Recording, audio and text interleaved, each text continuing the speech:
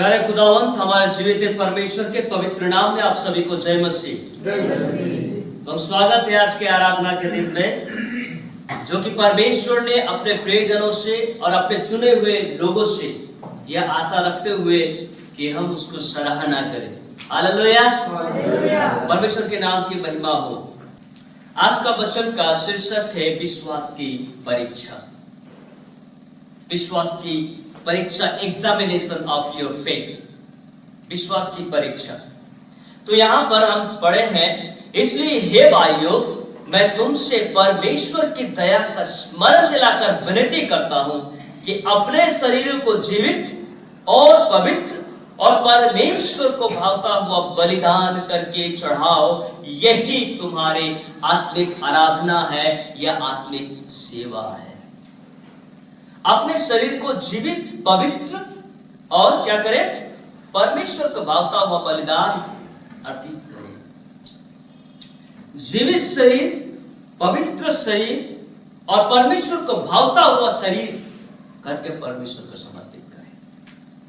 तो संत पौलुस जो यहां इस बातों को बताता है रोमियो की कलीसिया को, आज वो बातें हमारे लिए भी है। हम ये न सोचे कि केवल ये रोमियो की कलीसिया के लिए लिखी गई थी और ये उनके लिए है, परंतु हमारे लिए नहीं। हर एक बातें जो बाइबल में लिखी गई है, हर एक मानव जाति की हित में है और मानव जाति के लिए है, किसी धर्म के लिए नहीं। इस बात को गौर करना कि परमेश्वर हमें धर्म की शिक्षा नहीं देता, परंतु धार्मिकता का मार्ग सिखाता है। हालेलुया। क्योंकि धर्म लोगों ने क्रिएट की है, परंतु धार्मिकता परमेश्वर से आती है, वो परमेश्वर से आती है। इसलिए परमेश्वर ने हमें धर्म की शिक्षा नहीं दी, परंतु धार्मिकता पर चलने की मार्ग को प्रदर्शित किया।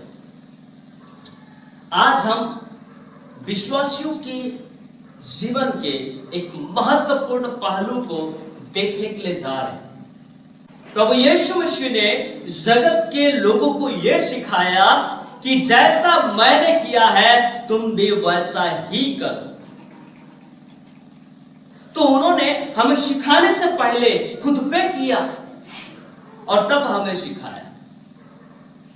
प्रभु यीशु मसीह जब शरीर में आए, जब वो शरीर में आए, शरीर रूप धारण किया, तब से शैतान उसके पीछे पड़ गया और उसकी सिद्धता और पवित्रता और उसकी विश्वासता पे शैतान ने परीक्षा की।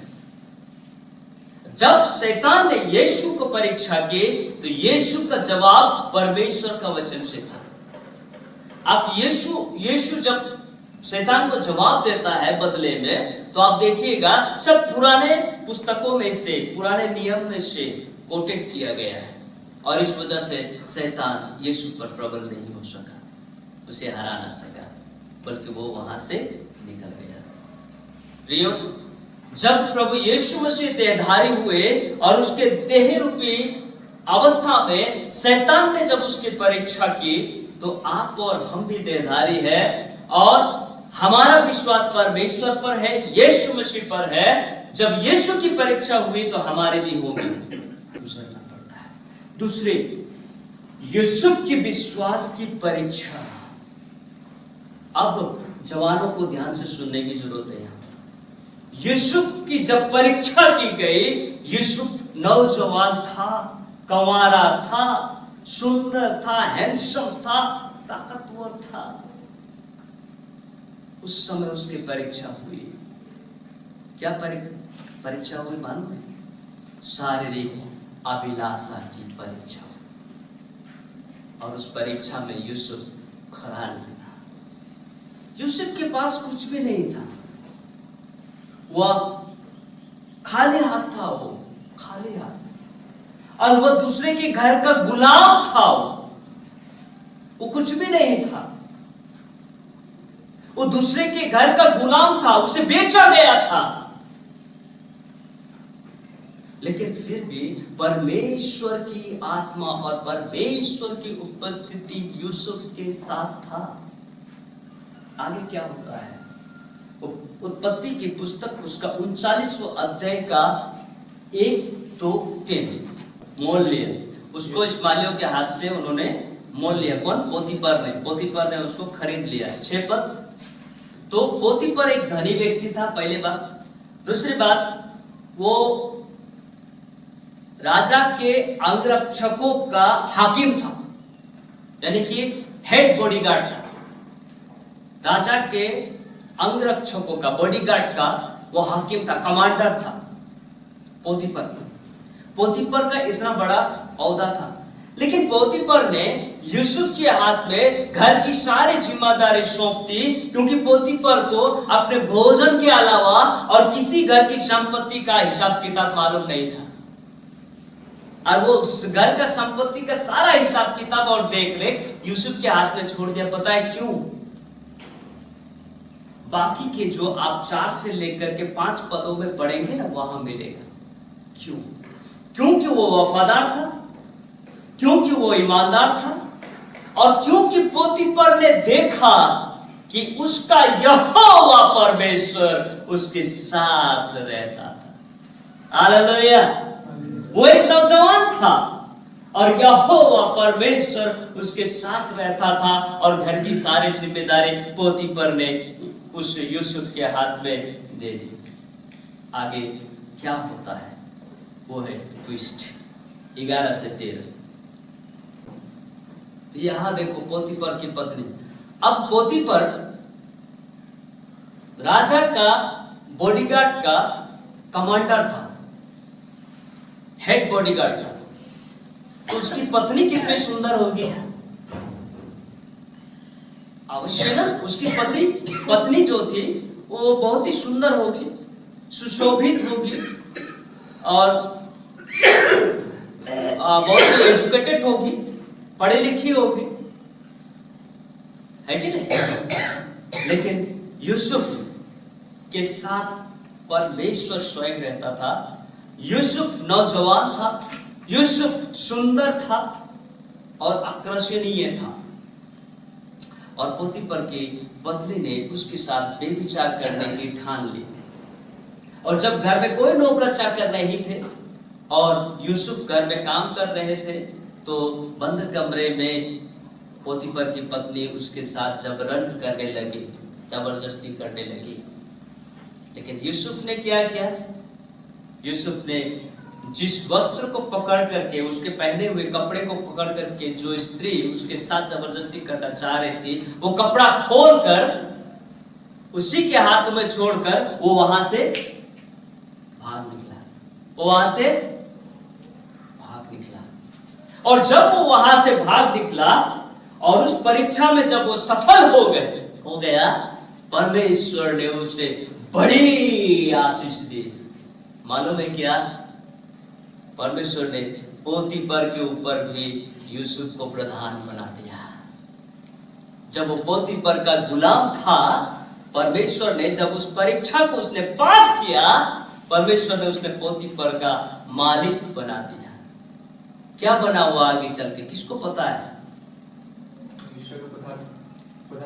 देश का प्रधानमंत्री बना। हालेलुया। वो देश का प्रधानमंत्री बना। वो एक गुलाम था, उसे खरीदा गया था, वो पोतीपर के घर पे रह के गुलामी करता था। लेकिन जब उसकी विश्वास की परीक्षा की गई, वो परीक्षा में उत्तीर्ण हुआ, वो सिद्ध होकर जब बाहर निकला, परमेश्वर ने उसको देश का प्रधानमंत्री बना दिया। क्या बना दिया? देश का प्रधानमंत्री बना दिया। आज आप और हमारा जब परीक्षा होता है तो परमेश्वर को thank you Jesus, O Lord thank you बोलना चाहिए, क्योंकि आगे आपके लिए बड़ा पुरस्कार है जो आपने सोचा भी नहीं था। वो पुरस्कार आपको मिलेगा। यूसुफ ने कभी सोचा नहीं था कि वो एक परदेश में आकर उस देश का वो प्रधानमंत्री बनेगा। उसने सोचा भी नहीं था, उसके दिमाग में भी नहीं आया था, परंतु परमेश्वर ने उसको प्रधानमंत्री बनाया। पता है क्यों? क्योंकि वो परमेश्वर के प्रति वफादार, विश्वास योग्य, आज्ञाकारी और संपूर्ण समर्पण था। आज आप और हम ये ना सोचे मेरे युवा युवतियों कि हम तो कुछ भी नहीं है, हम तो शून्य है, हम आगे जाके क्या करेंगे पता नहीं और माथा खुजवाता है। नहीं, ऐसा मत करो, परंतु विश्वास रखो कि प्रभु तुम्हें बढ़ाएगा, प्रभु तुम्हें बढ़ाएगा। हर एक युवा युवतियों को प्रभु बढ़ाएगा। हर एक युवा युवती के लिए परमेश्वर का बहुत बड़ा योजना है। परंतु जब तुम परीक्षा के घड़ी में आते हो तो सजग रहने की जरूरत है, सावधान रहने की जरूरत है। हम उस परीक्षाओं से कैसे बच सकते हैं? जैसे यूसुफ बचा। काम, वासना, लोभ, क्रोध, विरोध, असत्य, अधर्म, हत्या, इन सभी बातों को होते हुए जब हम अपने आंखों से देखते हैं, उनके बीच में से हमें भाग निकलना है। उनके बीच में से हमें भाग निकलना है। जैसे यूसुफ उस काम वासना के समय पर, उस जबरन करने के समय पर, उनके साथ जबरदस्ती करने के समय पर वो वहीं से निकल के भाग गया। आज आप और हमको भी, एक युवा और युवती को भी यही करना चाहिए, यही करना चाहिए। प्रलोभन आपको मिलेगा, एक हैंडसम बॉय मिल सकता है, उनकी इनकम अच्छी हो सकती है, उनका घर बार सुंदर हो सकता है, आपको आकर्षित कर सकता है। लेकिन उसी समय आपको सजग होने की जरूरत है। नहीं, ये तो परमेश्वर के लोग नहीं, नहीं, ये तो मेरा परीक्षा है, मुझे इससे बचना है और तुरंत वहां से निकल जाना है। पहले 2 कुरिन्थी 6 अध्याय का 17 पद, किस तरह से हम परीक्षा से बच सकते हैं। 2 कुरिन्थी 6 अध्याय उसका 17 पद। इसलिए प्रभु कहता है, उनके बीच में से निकलो और अलग रहो और अशुद्ध वस्तुओं को मत छुओ, तो मैं तुम्हें ग्रहण करूंगा। हालेलुया। ऐसे लोगों के बीच में से निकलो, इन लोगों से अलग रहो, अशुद्ध वस्तुओं को मत छुओ, तो मैं तुम्हें ग्रहण करूंगा। परमेश्वर प्रतिज्ञाबद्ध है। परमेश्वर अपने की हुई प्रतिज्ञा को पूरा करता है। परंतु हमारा समर्पण कैसा है, हमारा अर्पण कैसा है, हमारा विश्वास कैसा है, परमेश्वर के प्रति का भरोसा कैसा है, उसकी जांच परमेश्वर करेगा। और जब हम जांच में खरा निकलेंगे तो परमेश्वर हमें अंगालिचा, वह हमें स्वीकार करेंगे, वह हमें ग्रहण करेंगे। He will be always with you. वह हमेशा आपके साथ रहेंगे, कभी आपको अकेला नहीं छोड़ेगा, कभी अकेला नहीं छोड़ेगा। समझे? अंत में 2 या 3 पद देकर हम समाप्त करेंगे। इफिसियों की पत्री 6 अध्याय 17 और 18 पद। तो यहाँ पर लिखा है, अपने विश्वास की परीक्षा की तैयारी के लिए उद्धार का टोप और आत्मा का तलवार जो परमेश्वर का वचन है ले लो। Study daily the word of God in your personal life. अपने व्यक्तिगत जीवन में परमेश्वर के वचन का अध्ययन दिन प्रतिदिन करो, जो हमें उस शैतान की लड़ाई से लड़ने के लिए मजबूत बनाता है। जो परमेश्वर का टोप है यानी कि हेलमेट, और परमेश्वर का आत्मा तलवार जो वचन है वो हमारे साथ रहता है। हर समय और हर प्रकार से प्रार्थना और विनती करते रहो और इसीलिए जागते रहो कि सब पवित्र लोगों के लिए लगातार विनती किया करो। पहली बात, बाइबल अध्ययन हमारे जिंदगी में जरूरत है। यदि हम इस प्रकार की परीक्षा से उत्तीर्ण होना चाहते हैं, सिद्ध होना चाहते हैं, बाहर निकलना चाहते हैं, सबसे पहले परमेश्वर का बोध, परमेश्वर का वचन का बोध हमारे जीवन में होना है, ज्ञान हमारे जीवन में होना है। दूसरे, हमारा प्रार्थना जो परमेश्वर के करीब हमें ले जाता है। दिन प्रतिदिन हमारी प्रार्थना परमेश्वर से होनी है। जैसे शद्रक और मेशक अबेदनगो ने परमेश्वर से प्रार्थना करने का 3 समय रखे थे, सुबह, दोपहर और शाम।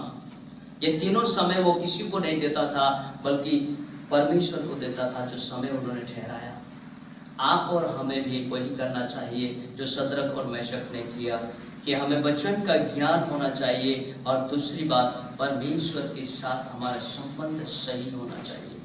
परमेश्वर हमें उस बड़ी परीक्षा से छुटकारा देगा और हमें सरप्राइज देगा, हमारे जीवन को बदल देगा। और परमेश्वर की इच्छा क्या है? निरंतर प्रार्थना में लगे रहो, हर बात पर धन्यवाद करो, क्योंकि तुम्हारे लिए मसीह यीशु में परमेश्वर की यही इच्छा है। ये परमेश्वर की इच्छा है और परमेश्वर हमसे चाहता है। इच्छाओं की घड़ी हमें स्थिर रहने में प्रभु हम सबको सहायता करे। आमीन।